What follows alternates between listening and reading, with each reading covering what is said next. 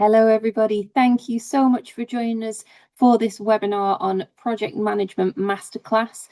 This will be a little bit of a taster interactive session. So my name's Kat. I'm from the International Office, and just before we start, I'm going to take you through some of the ways that you can interact with us during this class. Please do interact. It's what we like to hear from you. We like to see you engaging with the session. So you should see on screen, you've got the chat button. Feel free to talk to each other in the chat. Do be mindful about sharing a lot of your personal details in there, though, because it is an open session. If you've got questions for us panelists, use the Q&A button. We will be answering as many questions as we can. And then during the session, you'll also get to use an interactive tool called Menti, which will show you how to use that when it pops up as well. But please do join in, because that's a great practice for when you become a Hertfordshire student, because you'll see that used quite a lot in your lectures as well. But what I'll do now, I will pass to my colleague Shalini to take us through the class. Thank you so much, Kat. Thanks a lot. Thank you all for joining in. I'm really pleased to welcome you all to my one-stop shop for a project management masterclass. Today we'll be talking about the different approaches that we are required, that can be done, the innovative approaches for our future project leaders. Just a disclaimer, this is more of a tour just to give you how a project in a class, how we actually deal with cases, how we identify the problems, and how we come up with the solutions. So it's again, as with project management, it's a very interactive. I'm trying to have a very interactive session. So please feel free to ask your questions. You can put it in the chat. And if you want, I can pause in between as well, if time permitting. And towards in the end, we will have time for a Q&A, and I do hope to get some, interact with many who are in today. So a bit about me. I'm Shalini Sharma. I'm a senior lecturer in the business school, Hertfordshire Business School, and I'm also a teaching project management discipline, and I'm a program leader for the MSc Project Management Program, which is accredited by APM. APM, for those, is a UK professional body which is for project managers. This is the only authorized professional body for project managers. So this was about me, but I'm really keen to know about you as well. So I would be really grateful if you can, if those who have joined in can scan this Mentimeter. So this is something what we do when we do in our classes as well. It would be good to know if you can join in, and if you're able to the next page, once people have joined in, we can go to the next screen, and this is more to know about yourself. Thanks, Shalini. I can see we've got a few people joining. Don't worry, everyone, it is all anonymous, so just have a go with it. It's definitely worth it, and it's going to be quite fun as well. So please do go to menti.com, use that code. You can scan the QR code on your device if you're not joining this webinar on your phone. But yeah, it's definitely a good way to interact with this session. Because once we go ahead, you will see the why, it will be interesting to see, because what I would like to know is today from where people are joining in. It will be, and again, that sets a premise of our talk, because project management is it's a global distributed team. So it would be good to know if you can please, if the people who have joined in can tell where you have joined in from today. The QR code is there in the chat if you want to go ahead and do that. And I think, because I'm following along on mine as well, I think they just have to press next to get to the map page as well. So once you select, you click on next, and then it should show up. Oh, okay. Thank you. We got some responses. Great. And if it'd be really great if people could join in and just tell about where you're from. I mean, this is the beauty of, globally, you everywhere, different across all over the world, and we can still communicate. and we can still chat. So that's a really nice thing. Thank you for this. We've got, hopefully people would be joining in soon, more people. And if it is just this is just to know about your academic background. Again, the reasoning for this is just to know, as we can see, there will be people from diverse backgrounds, from diverse companies, diverse cultures. So it would be good to see. And I'm really pleased to see we already have a bit of a diversity, that we have three the attendees, and we who have submitted, and they're from different academic background, and that's really great. Thank you for the attending. Thank you for attending, and thank you for coming across and sharing this information. So there's something about what your current role is. So we already have some project managers with us, but again, if you're studying, you can say student, you're working, or anything you like to share about. It need not be in project line. It could be in any stream, but it would be nice to know where you are currently working on. Thank you for the responses. I appreciate that. So hopefully we have students as well. That's brilliant. Now, this is just the second last slide, where I want to ask, do you recognize any of these projects? This is Sydney Opera House, Burj Khalifa, London 2012. If you do, you can click. If you don't, that's, again, we can actually, we'll talk about it in this today. Great. So these were very, very famous projects, which in this past decades, since last century, and this one as well. And so it would be good to see. Oh, great, that's great. So some people already know about some of the project, and interestingly, no one's mentioned about Sydney Opera House, and which actually is great, because that's what I'll be talking about in the masterclass today. So it just is a good idea to know where you know at. So in case anyone would like to answer, why did you choose that option, or maybe what do you recollect about it? Was it an article? Was it just in news, or did you visit and then you came to know? So it'd be good to, if you want to share that option, that why you chose that option. Hopefully when you enter, oh, you went there on a holiday. Brilliant. It's amazing. So again, what it comes out to, in fact, it's a really nice premise to what my masterclass is about, that in your daily life, you either you read about it, or you know about these projects, whether they were those challenges, whether they were successful. And oh, thank you so much, Dream Place. That's a really nice, thing. So you've read it through online. So this has been a bit of interest, and that really comes down to what this masterclass is about. So thank you for sharing. I hope this gave you an idea of, how we kind of encourage engagement in our lectures, so that everyone, just with the smartphones, can go and contribute. And this was a very basic example. So what I'm trying to do today is, so we have some attendees who are already project managers, and some of them who are interested in this field. So I think today would be good idea. The reason for this is we wanted to discuss in this webinar how project leadership as a discipline, how that could drive change across industries and cultures. As we can see, it's not limited to project management to a country. It's not limited to a field. It's not limited to a discipline. It is across sectors. And I think I always say that's the beauty of project management, that it can apply into any of the sectors. So whether you're an expert in your sector, but yes, you can enhance that by learning this project leadership, or you want to move on, advance in project management, again, that could be another option as well. So projects, as you see, they're across multiple sectors, across multiple countries. So even if you have not been in UK, you are aware of London 2012 Olympics project, or you're aware of the Burj Khalifa project.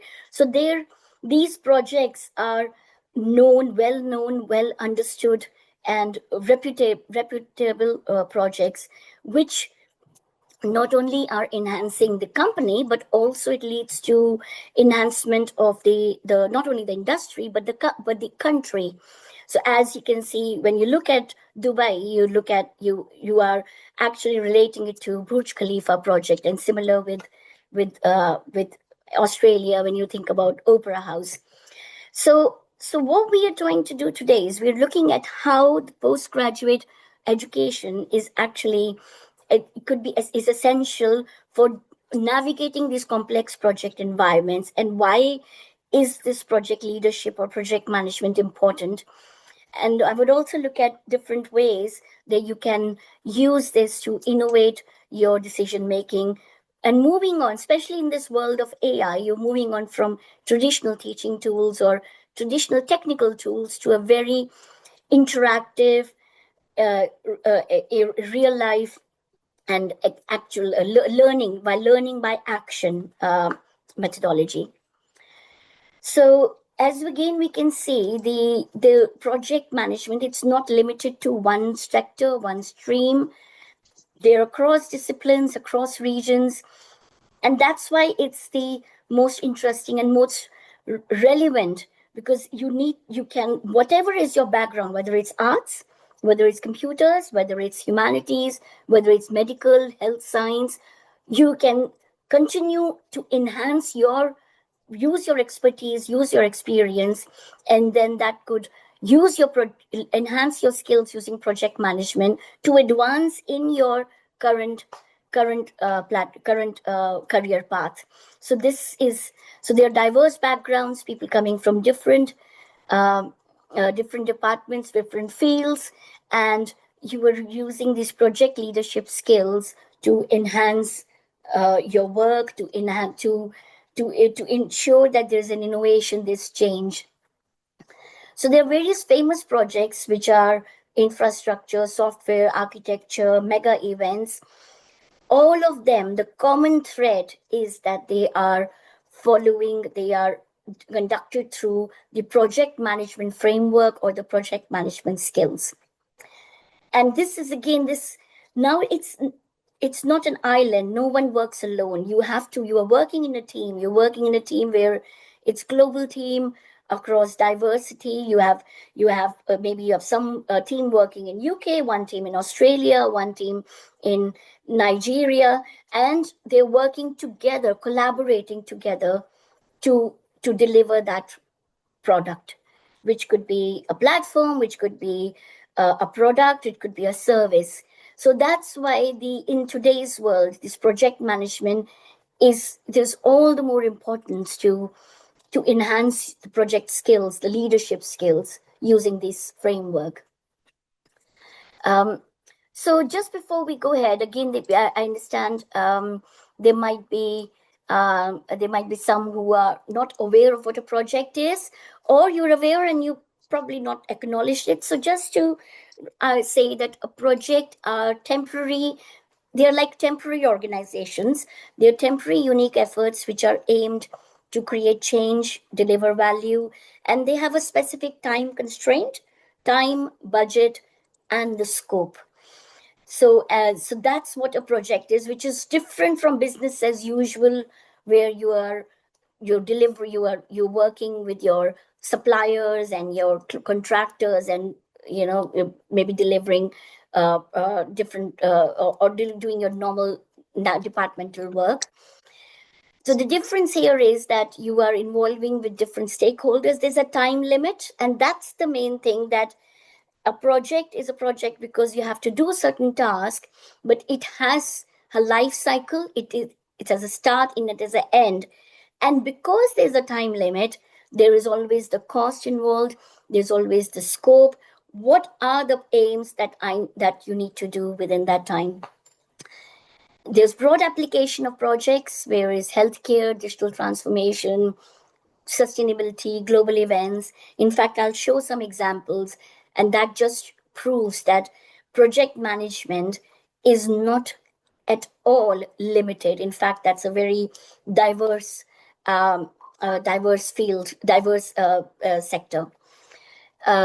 And these projects, they are more as a strategic tool. So if anyone would like to, any company or an organization wants to maybe launch a new product or launch a new service, or they want to go ahead and revisit the problem, the pain points they have, and see how I can make that better. And that's when the project manager comes in to get that information and solve that real world problem with them using the project team. So that's the definition in case. Okay, let me try to the next slide. So this slide again gives an example of different projects across sectors. This is not an exhaustive list. I try to give a different range. A project can be a small scale project. It can be organizing a birthday party is also a project, or it could be a mega project involving billions and millions of pounds and dollars to change the country's economic and the reputation and economic impact platform, like building up a stadium or building up an opera house, as I've going to share an example. So that's the different. You have construction, you have engineering, you have architecture, mega projects, and digital projects, which do not have a physical product, but yes, they do have a service or a platform that is launched. So these are some of the examples I wanted to show about these famous projects. So construction projects, you have architecture, you have engineering projects, which was a Eurotunnel, which was between a collaboration between two countries. So not even two organizations, two countries. So you can imagine the governance and the bureaucracy and the framework and all between two different countries. And there was big events like the London 2012 Olympics project. Spotify is one of the software development platform which really changed the music industry from physical media to all online. So that's, and obviously NASA, they have used this agile the project management frameworks for their projects. So this just gives an example of the wide range of use of project management in different sectors, different countries, and I hope that emphasizes the importance. So today, for what I would do, because we have a short time, so I would like to just talk about one case study. And based on this case study, we will discuss that what we will try to find out what were the problems and how project management helped or did not help in this case. So Sydney Opera House, which was in the options in Mentimeter. So this was planning became back in 1940s. Now this is very much visible now. I mean, whenever anyone looks at Australia, the first image that would come is of this Sydney Opera House, so the aim was that they wanted to build a world-class performing arts venue to elevate the Australia's cultural presence and to increase the interest, the tourism. So planning began in 1940s, and the original estimate was 4 years and 7 million Australian dollars. Now, I would like to ask the participants who are here, if you would like to go in the chat, and could you please, do you think in your understanding, what was instead of 4 years, how many years did it take for this to build? And what do you think was the estimate? Give any number. How much did they meet the estimate of the cost, or was it more? 4 years. So 4 years was the plan, and do you think they were able to do it in 4 years? Yes, no, you can type on the chat. 4 years. Was it 5 years? Give a ballpark value.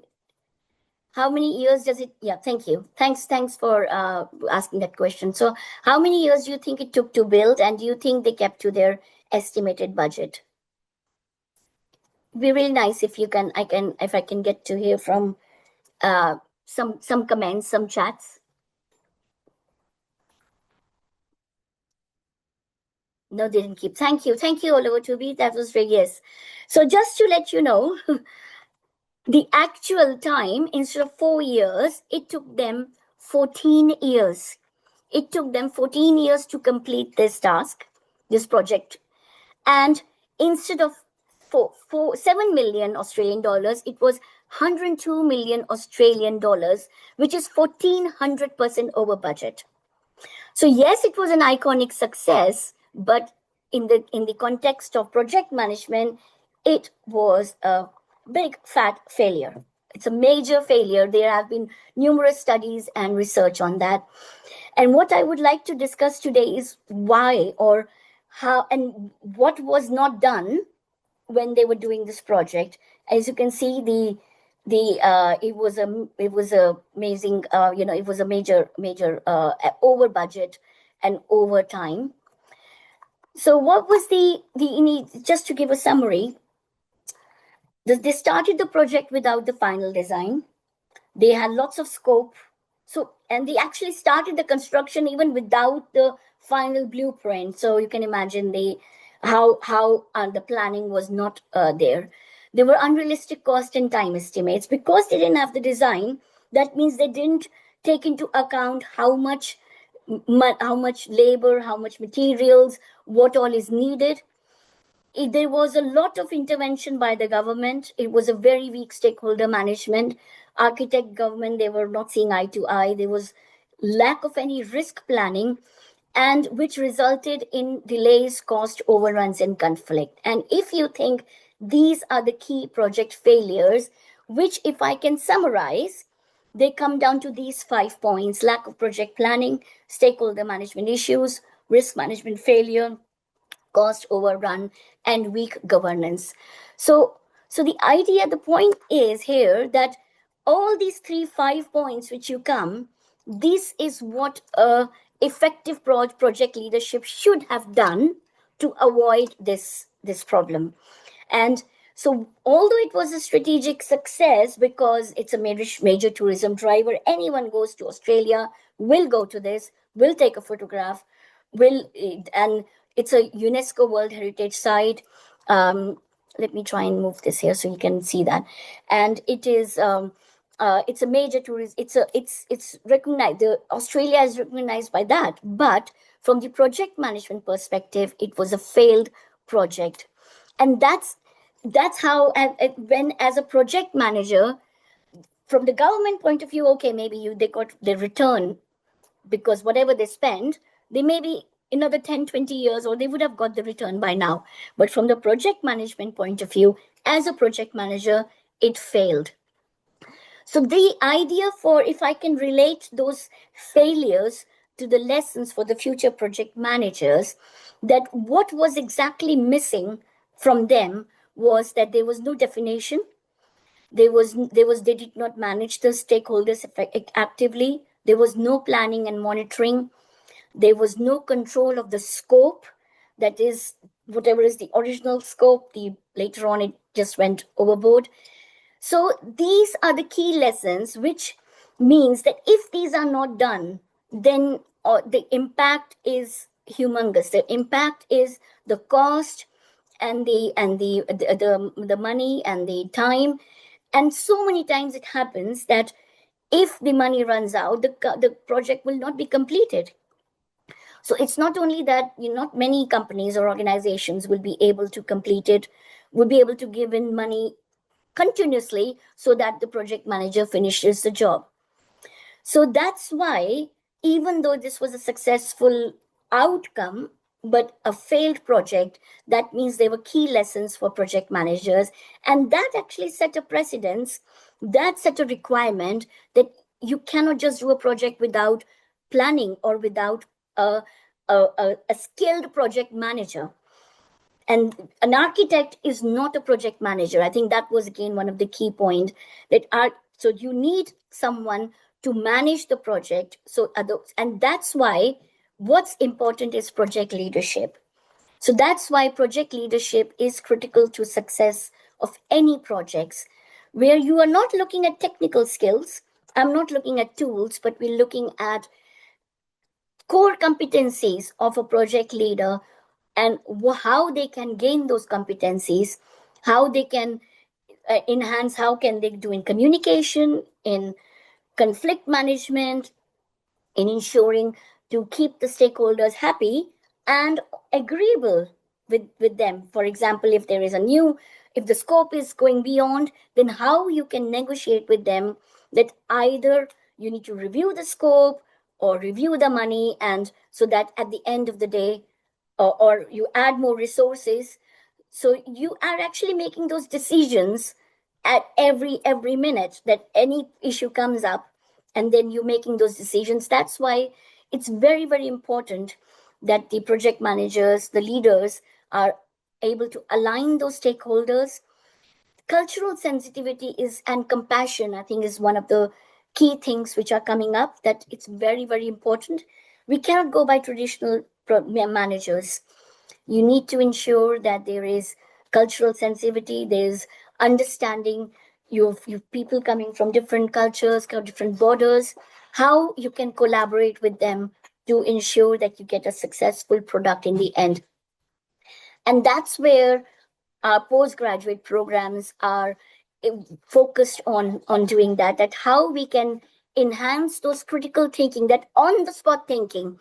There is an issue came up, how can you go ahead and plan for that? How you can go ahead and, do you have a backup plan? You have a contingency fund?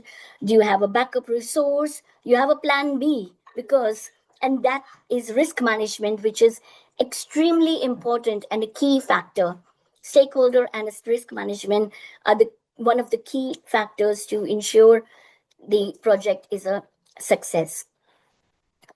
So the future of project management, I think it's a very important, especially at this juncture where you have AI tools coming up, where some people think, oh, do they really need project managers? Or there's an AI who can, ChatGPT, who can just write down and they can give you the plan.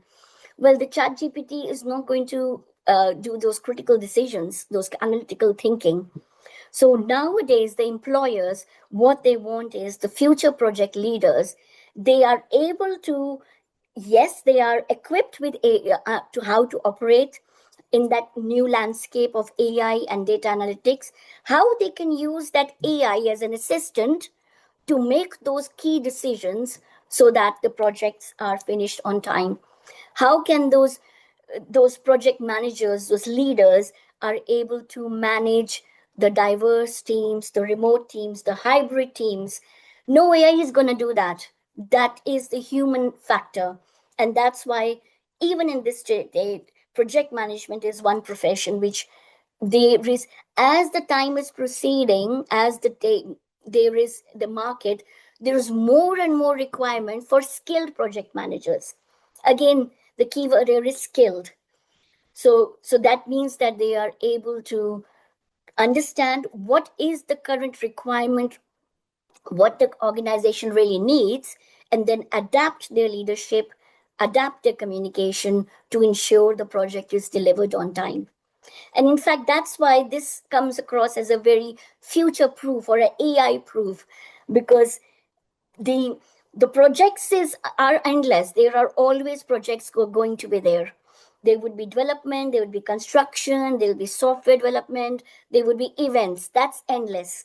So that means there is always a requirement for a skilled project leader who is able to understand those frameworks, understand the communication, master that, and then deliver deliver the product or the service within that specific time. So I think it would be good. Before I go for a break, for a Q&A, I just wanted to talk about why project management, why masters in project management. I am aware that there are lots of certifications like for APM, for PMP, but why do we really need to have that master's, a postgraduate, that edge to meet that competitive requirement, to meet the demands of the competitive market? And I think, as you can see, the project management that we offer, it is accredited by APM. There's a QR code you can scan, you can go on, it will show you the hopefully it should show you the HEARTS website where our project information are there. So what we try and do when we teach project management, we are not going with the traditional methods. What we need is industry collaboration, industry hack connections.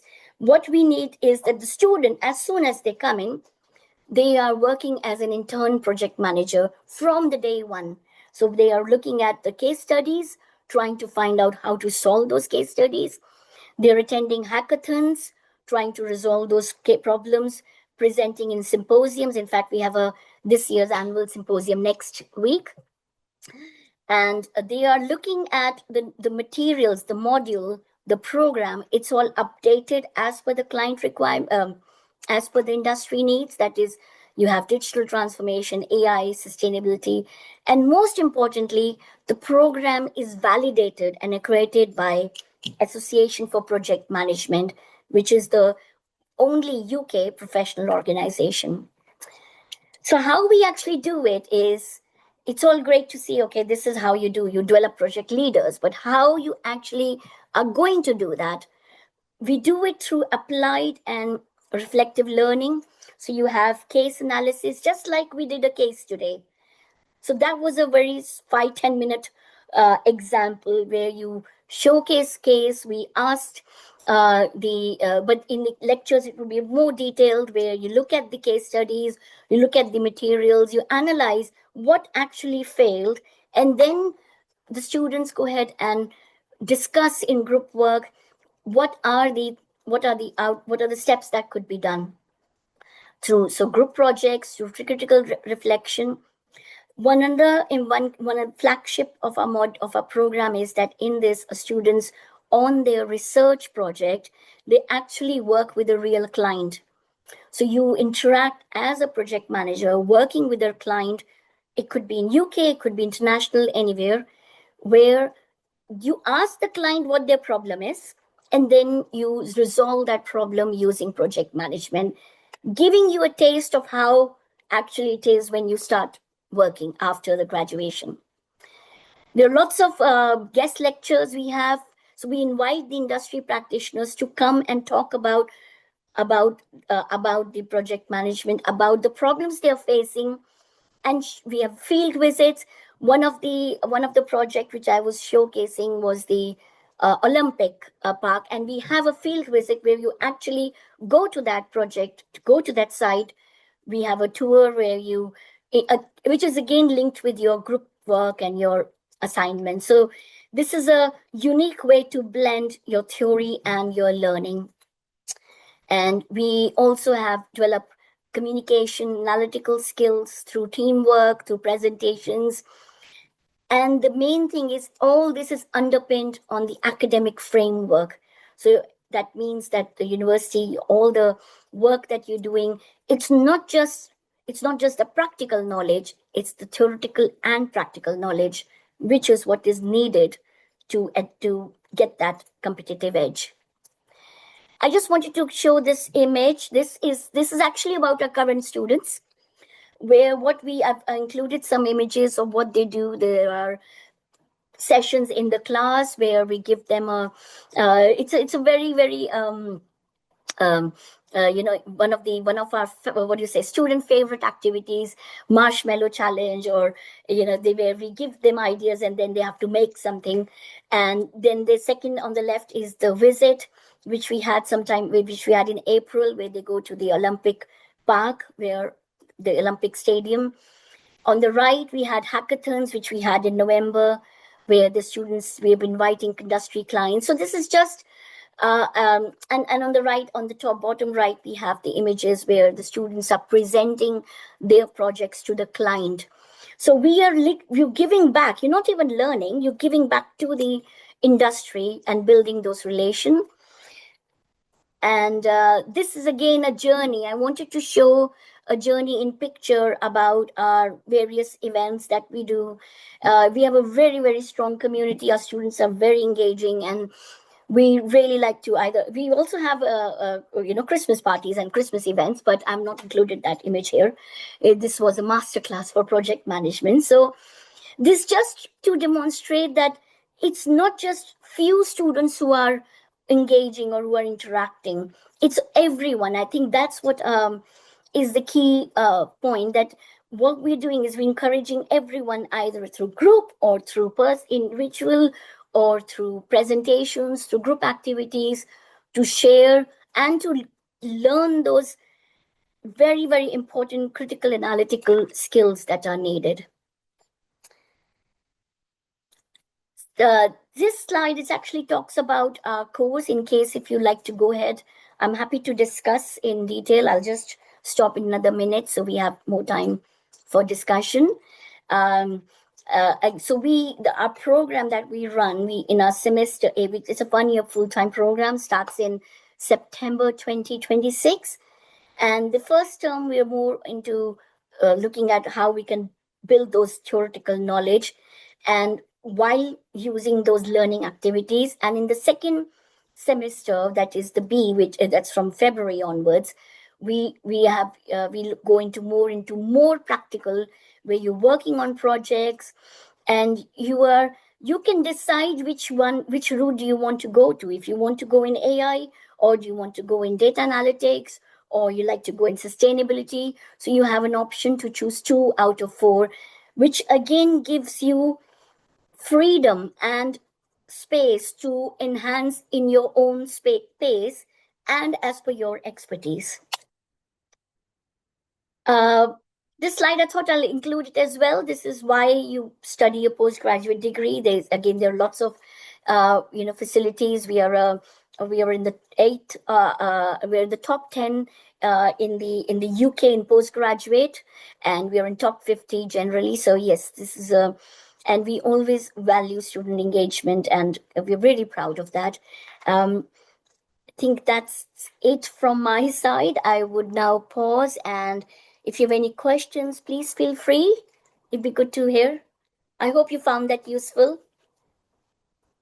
Thank you, Shalini. I certainly did. I'm still in shock about the Sydney Opera House projects as well. I didn't realise how much over budget and how much overestimated time they were. So that was really interesting. Thank you. All right, everyone. Now is the time. Please ask any questions you want. Now is the time. You can put them in the chat, put them in the Q&A box for us, and I'll read them out for you. But yeah, please do feel free to ask anything you want to know about the course, what it's going to be like at Herts, anything about the session. Just while waiting, Shalini, as well, I've got a question. So I know you mentioned about the hackathons that students can do. What kind of things happen at the hackathons if nobody's sort of done one of those before? What can they expect? Yes. That's thank you. Thanks for that's a really good question. And I think this is something which students always think, because hackathons, when you think hackathon, you think it's a computer program, you're given a problem and you hack it. So what we do is in November, we normally have it in the November, so that students have settled in, and towards the end, and they've done most of 60% of the studies in the first term. So what we do is, so as you can see, this is an example on the top right, if you can see, of the hackathon. What we do is I would invite all my industry contacts, and not mine, but generally school business contacts. And it was a network. It is a hackathon and a networking event.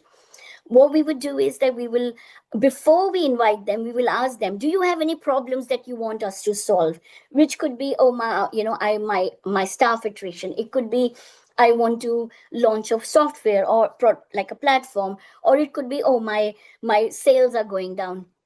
So really real world problems. And what we do is we formulate in a case study, just like I showed a case study of Sydney Opera House. So we make the QR code, because everything is kind of interactive. So we make the QR code, and the students are given those case studies in advance. They form groups, because many students are not comfortable going and presenting in front of a client. It's a communication skill, but we do want to encourage, because this is what they have to do once they graduate. So they're doing this in an academic supervised setting. So we give them, they form groups, they research on that. So on that day, 2 or 3 hours in the afternoon, from 3 o'clock onwards. They form the groups, and then we give them QR codes so they can put the answers on the Menti. I'm not sure if you can see. As you can see, this was the case study, and these are some suggestions. I hope it's visible. And then this is the student who's now presenting his solution to the clients. And we are obviously the lecturers are here. So this is a supervised way where they're presenting, and they can be post-it notes. And after this, if some of the clients are so pleased with the results, especially because they've got those ideas, and then we go and approach, do you want us to do a project for you? So then our students will do that project from March till July onwards, following the project management framework. So it's a win-win situation, and that's how it works for both the clients and for the students.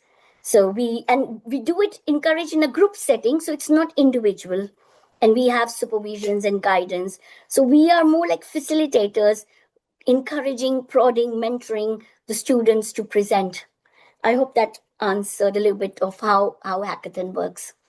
Yeah, absolutely. Thank you. It's super interesting, and getting to work on those real case studies as well for clients who have the business need. That's really exciting. Yes. We've had a few questions come through in the chat as well, so I'll read those out for people. So somebody said, what's the difference between the project management and business development and analytics in the real world?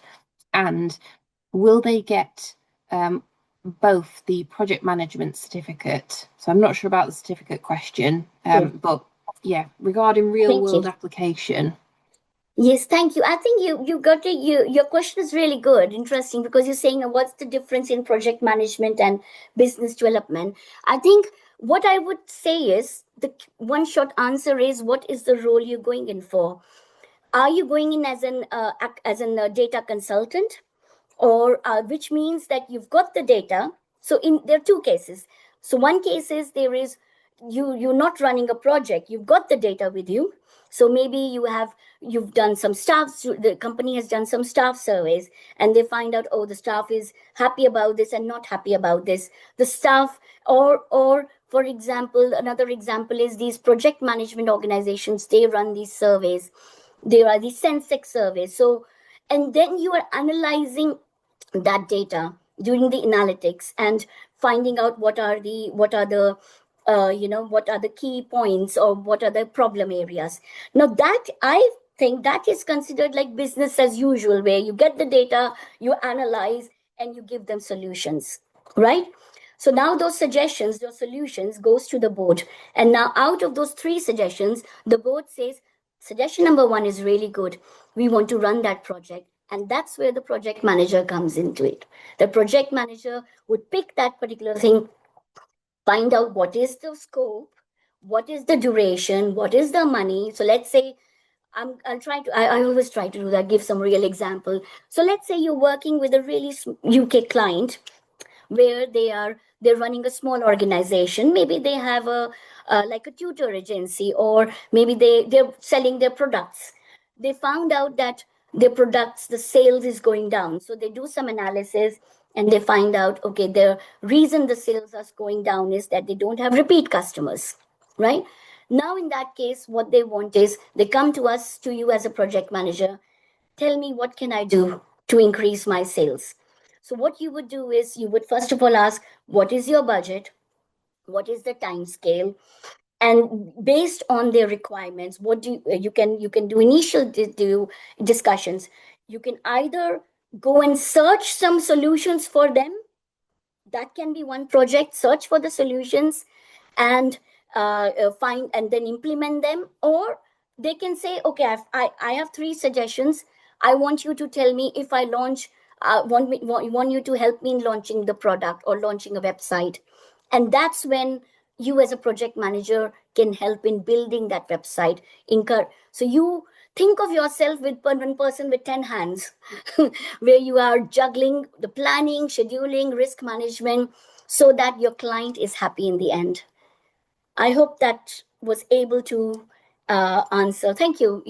Thank you so much. That was really nice feedback. Thank you. God bless you too. Regarding the other thing, PMP certificate, what you get is a master's degree.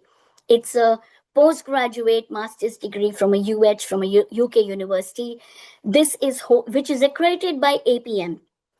So this holds the value when you're applying. So there would be there would be many people who have probably got the PMP certificate, because PMP, or you have different, you have Prince 2, you have PMP, which are also focused on the processes.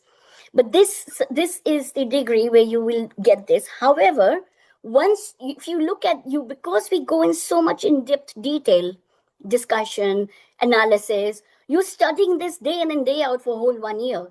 After that, if you wish to, you can go ahead and give the exam. We have got so many students who've done that. If you wish to, you can go and give that exam. But from us, we give you a UH degree. That's what is given. I hope that answers your question, Oluwatobi. Perfect. Thank you, Shalini. We've had another question come through as well. I feel like people have started sending them, which is excellent. Good, that's good. Yeah, I don't mind going beyond if you don't mind. So no worries. So someone said, yes, what's the best option to choose for practical project by a student who has an academic background in building technology in the construction sector during the second semester? Thank you. That's really good. And we have had so many students who have got construction background and they would want to do that. Whenever you look at what we do is we start from the client first. We start with the problem. Think of it as a doctor. You need to do the diagnose the problem, and then only you give the give the medicine. So I'm just trying to give examples in real life so that it makes it a little bit understandable how we work. That means first you would try to find a client. Now, you already have an academic background in construction sector. So maybe maybe you worked as an employee, or maybe you have friends there. What you will do is, so you can try and find the client. And again, the beauty of it is that we never say client has to be UK client. It can be anywhere in the world. Your client can be very well after that. That is, you are you're picking up the so you whoever is the client, let's say they already have a construction company and they want your help to make it more sustainable. That's a very one good example, especially with the sustainability focus. So what you can do is you go and ask them. So that's how you start. You start with the client, ask them what do they really want, and then moving on, you can do that project. It could be a physical project. It could be that they're doing a construction. So now you're helping with planning, resources, budgeting, everything. Or it could be you are giving them strategies. So the thing is, it's not need to be physical product. It could be physical product building, or it could be a virtual product, which is giving them strategies. Okay, I hope that answered your question. Brilliant, thank you. I'm learning so much as well. And yeah, I can see in the chat people are really appreciative of your answers as well. Thank you. Any other questions, anyone, please do. You can put them in the chat in the Q&A box. We have got about 10 minutes left, but we can finish early if there's no other questions to come through. But this is your perfect opportunity while you've got Shalini here, the expert. We can ask her whatever you want to know about. I guess, yeah, this is an interesting slide with the kind of the showing the projects and you know, going through them. What's the kind of process when the day comes for this to happen and the students are showing off their pieces? So what happens is this happens towards the end of that is, for example, we have a symposium next week. I would actually send an invite to you if you like to come in. I'd love to do that. Yeah. I mean, to the students. Yeah. So what we do is that, so initially there was the hackathon, which this is again one example of hackathon. As you can see, there is a project developing. I'm not sure if you can read that. I can read because I've written that down. So developing some kind of anti-fog coating for this company. So he's the CEO, and he came in that he had this project. So this was initially in November. Then afterwards, There were some group discussions, as you can see here. And what we did, was this is also another example where the problems are there and students are standing together, collaborating and putting in post-it notes. So some of you can see in here in the background as well. So this was the whole project student team. They were putting in the post-it notes. Once they have done that, towards the end, sometime in June, what we have a symposium where they showcase what has been done. So we invite the same clients back. They can showcase, they can make a poster. So this is an alumni who made this poster. Now she is working as a project manager in TFL. And they can, again, he's showing off his poster to one of our professor, Amin, some senior, very academic professor. Here, as you can see, there's a problem. There's some post-its, and this is dean of the school, Damien. So so it's not only to the clients, it's to the senior academics, and that is what builds the confidence. And here, this is in the final. They make the presentation to the clients in the auditorium. The student will go and talk and show them a 5-minute presentation of what the project was. So this is one, it's like a journey where you start with discussions, to hackathons, to posters, and then you meet together and learn, present and learn. And it's a very, very engaging exercise for this. Excellent, thank you. A great way to build confidence as well through, if you are starting and you're a little bit nervous as well about the public speaking aspect or the group work or anything. Really interesting. We've had another question in the chat, which I'm going to give a few tips on, then I'll come to yourself. So somebody said, what's the best way to approach the learning for the MSc course to then get a job as a project manager after they've graduated? So again, really good that you're thinking about your career afterwards. I mean, top tips from me is always attendance. Make sure that you are turning up to your classes on time, any reading that's assigned to you. Get involved, any opportunities that come your way as well. There's lots of different things you can get involved in at Hearts, and I'd just say, take it while it's there, while you're a student with us. Anything that you can get involved in. And also remember, we've got that careers and employment team, which you can also use up to 4 years after you graduate as well. They can do great things with, running through your CV, interview practice if you're a little bit nervous. So again, these supportive tools that will be available to you once you are a student, make sure that you know about them and make sure that you're using them. But yeah, I don't know if you've got any other top tips for getting project management roles after graduation from the course as well. Thank you. No, absolutely. I think you've summed it all. That's brilliant. I mean, I thought I'll show this slide about what you can do. For example, what we have is, I think engagement is the key thing. That is, you attend the lectures. I mean, what we have is we do have timetables where we try and that, you're not coming in 5 days a week. Because we understand some of you might be working part-time. So you have like 3 days a week you come on the lectures. So you ensure that you're in, and you not only attendance, I think it's that interaction. For example, you have this menti.com. I am always of the belief, when in doubt, ask it out. No question is a silly question. And I say that to my students every single time. We are facilitators, and sometimes when you ask questions, we actually learn from them. For example, the question which was asked about how is business development different from PM? I'll be honest, I never, but once you ask, I'm like, oh yeah, that's a good question. And we learn from these things.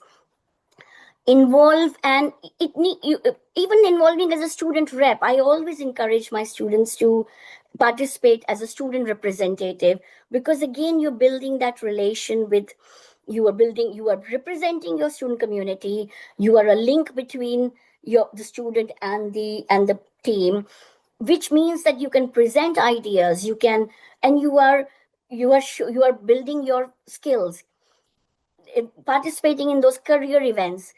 And you never know, once you work with someone, with a client, they can offer you a job later on. And if you've participated, I can assure you that if you participated well, I always give really good reference to the students, because after you complete your graduation, this wherever you are working, especially for international students, they always ask, do you have any reference of someone you know in UK? And yes, I've got, I mean, any student, I always look at the academic performance.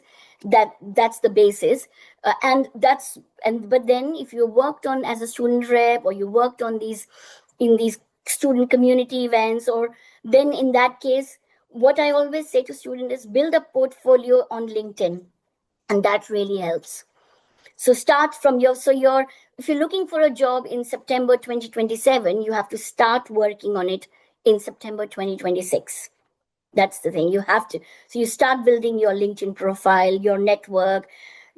APM, I know we're going beyond, but APM, Association for Project Management, you can actually, students can become free member. I didn't even include that in the slide, but they can become free member of that, which gives them access to conferences, to free events, free webinars. They can participate in those challenges. And if you get that recognition, that acknowledgement from APM, you attend something, you put it on Post-it, LinkedIn, and that's I think so. What I would say is engagement, yes, in the class, but beyond class is, especially in a very, very competitive world where AI is taking over the minimum, like a job. So I think we do need that edge. Everyone needs that edge. I hope I answered. Very, Yeah. yeah, very well. Thank you. Thank you. Lots to think about. Okay, I think that brings us about to the end of the session then. So thank you so much, everybody who's logged in to join us today as well, wherever you are in the world. Thank you for sharing your expertise for this taster session as well, Shalini. And we can't wait to welcome you all to campus in September. So enjoy the rest of your days, everybody, and we'll speak to you again soon. Thank you so much, and thanks for the kind feedback. I really appreciate it. It was great to hear from that, from everyone. And thanks, Kat. Thank you so much for your help in this. I think there was another question. I'm not sure if you want to. Let's see. Oh, yes, well, this will be the last one then, everyone. We've got a minute left. So, yes, are there any special requirements for international students to travel with coming to study the MSc Project Management? So for traveling to the UK, you probably just need your student visa as normal. We've got lots of guidance on that on the website, but yeah, you just need to clear your conditions. If you haven't already done so, that involves paying your deposit for your course. Once you've cleared everything with the admissions team, they can give you your CAS, which is what you can use for your student visa. You need to make sure you've got enough funds in your bank account so that you've got enough for your visa and your maintenance, and make sure you've booked your accommodation for where you're going to stay when you get to the UK. We do have rooms still available on campus as well if you haven't already booked. Okay. All right. Thank you so much, everybody. And yes, thank you so much, Marsa. Marsa's put the pre-arrival information into the chat as well. We will be sharing that around with you all closer to the time. We'll probably update it around the end of July for our September 2026 cohorts. We'll make sure everything's super up to date in there for you as well, of all your deadlines. But thank you, everybody. We'll see you in a few months' time. Thank you. Thank you so much. Have a good evening. Bye-bye. Bye.